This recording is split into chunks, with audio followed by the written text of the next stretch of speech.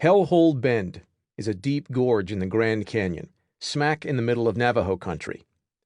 Despite its name, it's ravishingly beautiful, with majestic pink, brown, white, and gold-colored rock formations rising above the Little Colorado River. But Nick Wallenda isn't enjoying the view. He's holding his breath as he balances on top of a wire as wide as one of his toes. The wire is held taut between two rocky promontories and is the only thing between Nick and the hard ground, 1,500 feet below. The wind is gusting at 30 miles an hour. That's enough to snap tree limbs and cause telephone lines to whistle. It's certainly enough to make Nick's legs shake. Nick is attempting to walk more than a quarter of a mile across the Grand Canyon under these less than ideal conditions. He concentrates on breathing. In, out. In, out. Nick refused to wear a safety harness or to spread a safety net below him.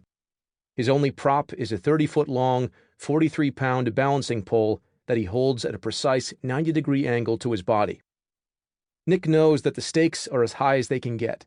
Numerous family members have died or been paralyzed attempting stunts similar to this. Born into a family of circus performers brought to the United States from Germany in 1936 by the Ringling Bros and Barnum and Bailey Circus, Nick can look back on generations of acclaimed tightrope walkers, including his father and grandfather. In 1978, Nick's great-grandfather Carl Wallenda, arguably the most talented high-wire artist in the family, fell and died during a tightrope performance much like Nick's current one. With extraordinary concentration, Nick picks up his right foot and edges it forward until it is positioned directly in front of his left foot. Step 13.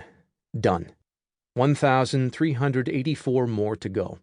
He tries to block the background noise and to ignore the reminders from the loudspeaker below that 13 million viewers are tuned into the Discovery Channel from around the globe to view this stunt live. They can hear him praying out loud through the headset and microphone he's wearing. "Dear Jesus," Nick whispers. He knows a certain number of observers, it's inevitable, are hoping he'll fail. For the drama, for the spectacle. I was there when... Nick pushes that thought from his head. He tries not to remember that his wife and his 3 kids, Yanni, Amadeus, and Evita, are watching below. He does remember being 12 years old and emphatically telling a reporter that he would not follow in the footsteps of his family. Never, ever would he become a high-wire artist. "It's just not worth it," he'd said. What made Nick change his mind?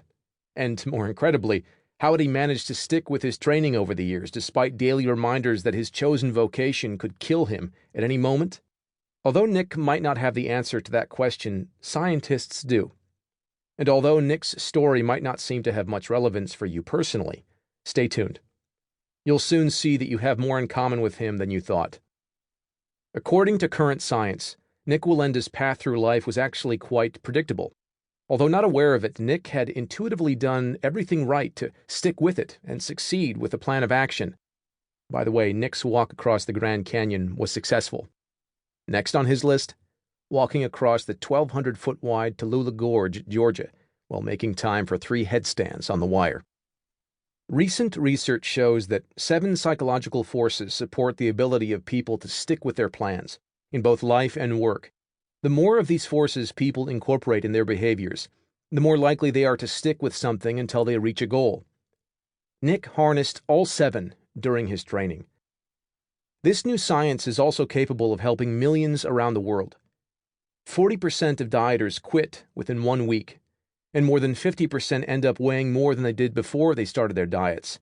Businesses shut down because they can't get customers to keep buying their products or services.